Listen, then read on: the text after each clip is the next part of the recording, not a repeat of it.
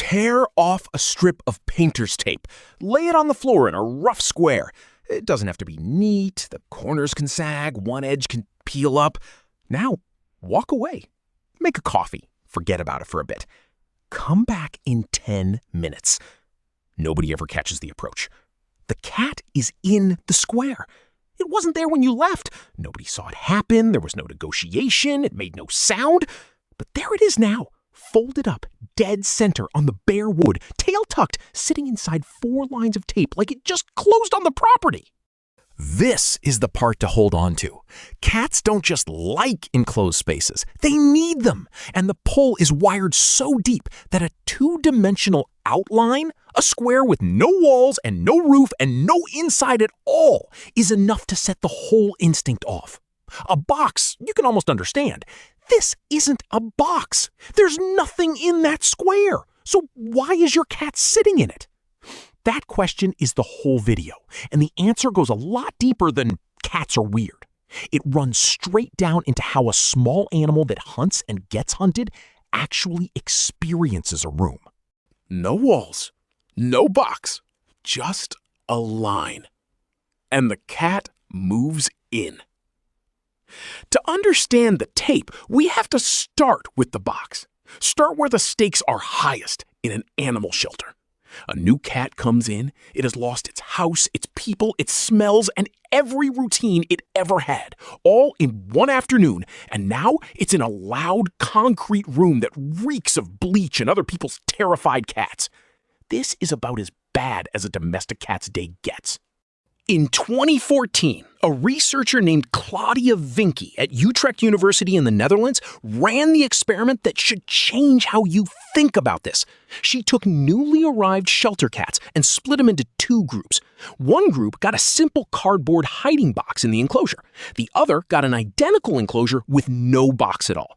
Then her team scored every cat over the following days using the cat stress score, a standardized rating built from posture, breathing, pupils, the position of the ears, all the small tells of a frightened animal. The cats with a box settled. Their stress scores dropped faster, and they started behaving like cats again, eating, grooming, approaching the front of the enclosure days ahead of the cats without one. Now, picture the box cat, jammed into the back corner, only the top of its skull and 2 eyes clearing the cardboard rim, watching the door. That looks like fear. It's closer to fear with somewhere to put itself. And here's what the no-box cats teach you. They weren't braver for sitting out in the open. They were just stuck doing their panicking in full view, with nothing to climb inside, no off switch within reach. A cardboard box was the difference between a cat that coped and a cat that couldn't. So what is the box actually doing to that animal? Part of the answer is something it can feel. You can test this on your own cat this afternoon. It costs nothing and it tells you everything. Watch what it picks. Give a cat a box 2 sizes too small and it will not hesitate for a second.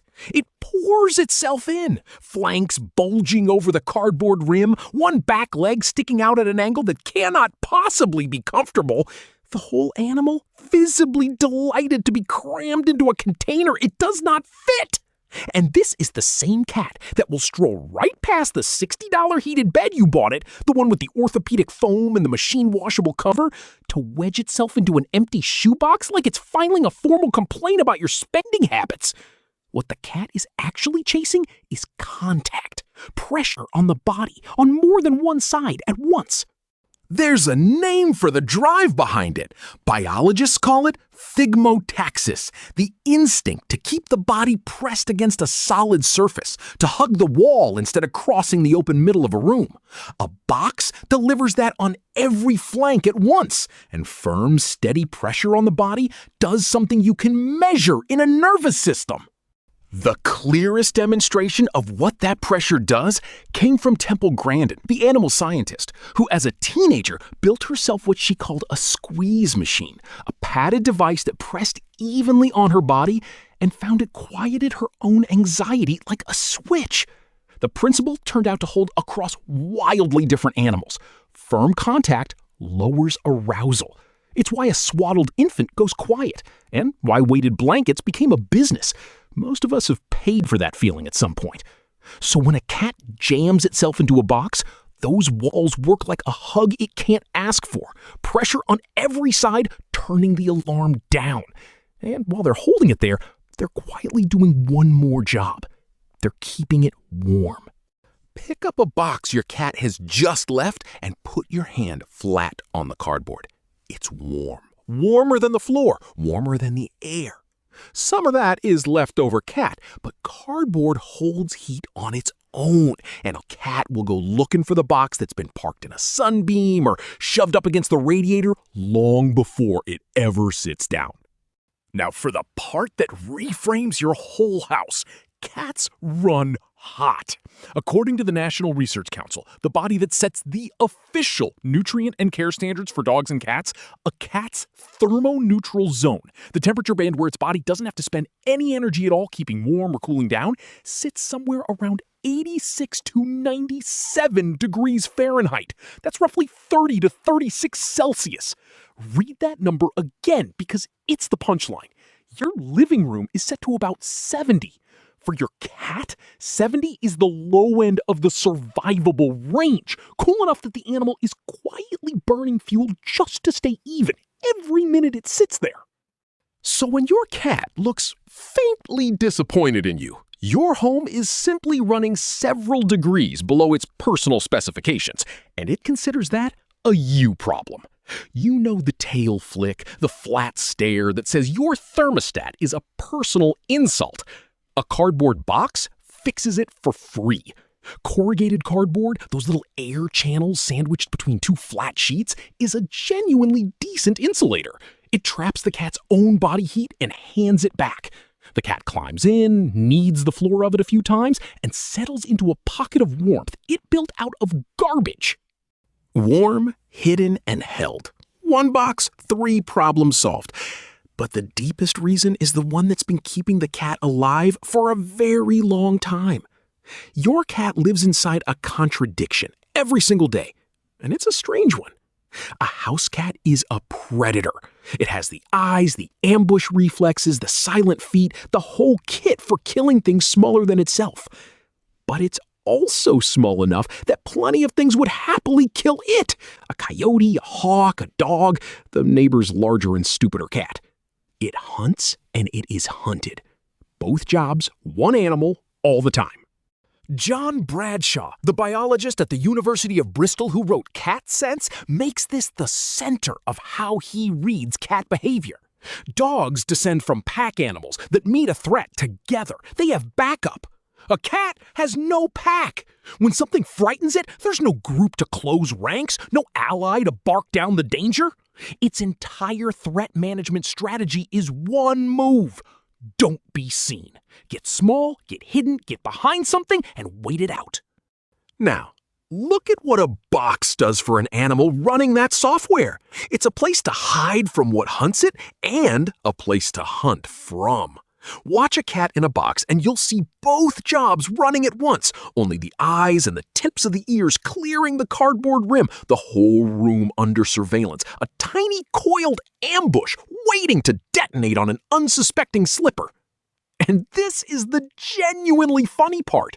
The same animal engineering that flawless tactical hide, predator on one side of the rim and paranoid prey on the other, is the one you have personally watched lose a fist fight to a cucumber somebody left on the kitchen floor.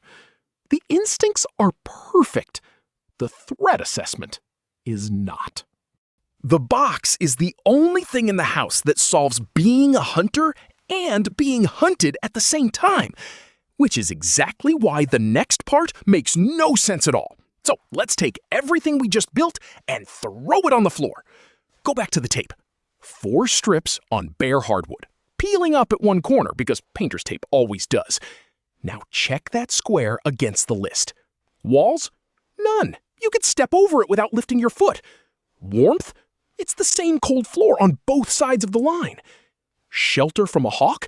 You cannot hide behind a thing that is flat. Pressure on the flanks? There are no flanks. There's nothing to press against. Every physical reason a cat loves a box, Every single one we spent 4 chapters proving is gone. The tape offers the animal nothing. And the cat sits in it anyway. This isn't one weird cat in one weird house. In 2017, the internet found this out all at once. Somebody posted a cat parked inside a tape square. Somebody else tried it, and within weeks, thousands of people were on their knees with rolls of tape filming their own cats walking straight in and sitting down. They called it #CatSquare, an accidental experiment run in living rooms worldwide, no lab required. And the cats, completely unbothered by becoming a meme, just kept sitting. Which tells you something the box was hiding from us. The cat isn't responding to a box at all. It's responding to a boundary, a line that says inside and outside, here and not here, and a box was only ever one way to draw that line. Same cat, same posture. One of them has walls. The other is a line of tape. To explain that, we have to look at what the cat's eyes are actually telling its brain. In the spring of 2020, a researcher named Gabriella Smith at Hunter College in New York had a problem and an opportunity. She wanted to test whether a cat would sit inside a square that was only implied. And suddenly, there was an entire planet of people locked in their homes with their cats and nothing to do. So she and her colleague, Sarah Elizabeth Biozier, built the study around exactly that. They recruited owners online, sent them instructions, and turned hundreds of living rooms into a single experiment. This is, as far as I can tell, the only major cat study whose method was essentially to give bored people in lockdown a homework assignment involving tape and see what happens. What the owners taped to the floor was the clever part. Some made an ordinary square outline, but others laid down a Kanizsa illusion. 4 shapes like notched circles, little Pac-Man mouths, arranged so their open angles all point inward. There are no signs. Nobody draws the square. But look at it, and your brain stitches a bright, hard-edged square into the empty middle anyway, out of nothing but 4 suggestions. You can feel it snap into place. The owners set the shapes on the floor, propped a phone against a stack of cereal boxes, and filmed. The cats sat in the illusion. Not every cat, every time. This was real science in messy houses, and plenty of subjects wandered off to do something more important. But across the trials, cats chose the Kanizsa square about as readily as they chose the genuine taped outline. The phantom edges were enough. Think about what that means. The cat walked up to a spot on the floor with no line around it, a square assembled entirely inside a brain, and decided that was the place to be. There were no sides. The cat sat down in the middle of sides that didn't exist. And the only place those sides ever existed was inside the cat's own head. There's a part you might have skipped past. When I described those 4 Pac-Man shapes a minute ago, you saw the square too. You couldn't help it. 4 notched circles and a clean, bright edge appeared across empty floor. And once you've seen it, you can't make it go away. That edge has a name. In 1955, an Italian psychologist named Gaetano Kanizsa formally described what your visual system was doing, inventing contours, drawing lines that aren't there. Your brain is handed a few suggestive shapes, decides they imply an edge, and renders that edge in, solid and confident and complete, even though no line was ever printed. Kanizsa's triangle is the version you've seen on 1,000 psychology posters. The square the cat sat in is the same trick. Which means the cat wasn't being fooled in some special, dim, cat-shaped way. It was running the exact visual completion software you are running right now. Every brain wired to see whole objects in a cluttered world fills in the gaps, because a predator that waited for a complete outline before reacting would starve. The cat's eyes finished the square, the same as yours just did. The only difference between you and the cat is what you each do next. Your superior human intellect is filling in the precise same invisible wall. You simply have the dignity not to go and sit inside it. So the cat isn't dumb. Its brain finished the square exactly the way yours did 30 seconds ago, and then its instinct walked it in and told it to stay. The drawing was the same. The reflex was different. That's the whole answer, sitting on a floor near you.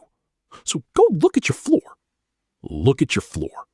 Somewhere in your home, probably within earshot, there's a cat, and if there's a box anywhere on the ground, that's where it is. Go back to where we started. The square of painter's tape peeling up at one corner, the cat folded dead center on bare wood like it owns the deed. When you first heard the question, it sounded like a party trick. It isn't.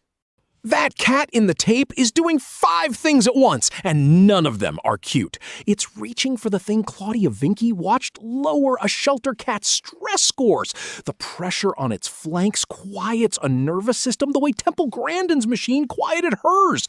A few stolen degrees of warmth, because your living room runs cold by feline law. Somewhere to hunt from that's also somewhere to hide. The oldest problem a small predator has. And it's trusting an edge that its own brain drew across empty floor, the same edge your own eyes finished a moment ago without being asked. That's a whole way of being alive, compressed into a creature on your rug. And the creature doing it has no idea and would be deeply unimpressed that you looked any of this up. It would just yawn. So tear off a strip of tape, put a square on the floor, walk away, and come back to find a hunter that's also prey, trusting a wall that isn't there. It's been doing that the whole time. You just gave it a new shape to do it in. So that's the box instinct. The whole thing folded into 4 strips of tape. 5 survival problems and an invisible wall, all running inside a creature that will ignore a $100 bed to sit in the box it came in. And you got the whole tour from one of us. Hello. Since you made it all the way to the end, here's the small ask. If any of this changed how you look at the cat loafing somewhere in your house right now, tap the like and subscribe. There's a whole channel of this. Every strange thing your cat does and the quietly ridiculous reason underneath it. And you'll be back. You already drew that square in your own head a few minutes ago without being asked. So tear off the tape, put one on the floor, and go watch it work. You already know how it ends.